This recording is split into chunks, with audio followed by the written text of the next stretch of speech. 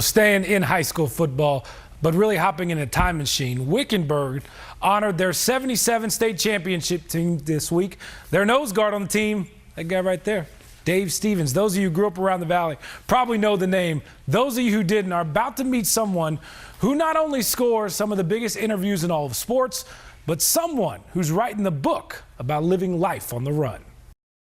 Scott, how are you, man? There are some out there who just roll through life. High school coach. Dave Stevens is not one of them. I've lived an amazing life. It's like that movie Forrest Gump, but I'm Forrest Gump. Dave can't run like Forrest, but he moves just as fast. When you see me, there's no way that you can describe me as handicapped or disabled. You just have to say, he doesn't have legs, but he does this and this and this and this. Yes, the 52-year-old has lived his entire life without legs. I was born without legs in 1966, put up for adoption, so strike two. And then the family that adopted me, as loving as they were, we were very poor. So, I had a lot of things going against me, but that's when sports kind of turned my life around. I don't want any special attention or any kind of feeling sorry for me. The man with no legs became a natural athlete, and by the time he got to high school at Wickenburg, Dave was a three-sport athlete, playing baseball, football, and wrestling. We first introduced you to him back in 1984, a very young Mark Curtis, sitting down with Dave right before the high school state wrestling championships. I've had to overcome a lot of struggles, and I feel like I'm strong enough to be able to overcome just about any situation. High school was just the beginning of a long career. I don't know if I've ever seen an athlete quite like the one you're about to meet. In the 80s, Dave became the only legless college athlete. For your St. Paul Saints, the second baseman, number 32, Dave Stevens. In 1996, he signed a 3-week contract to play minor league baseball.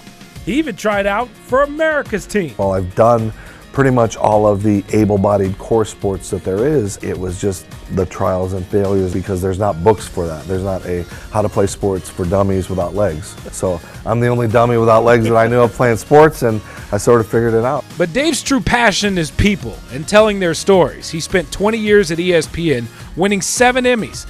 But in 2015, he was a part of a massive layoff. So he did what he's done his whole life.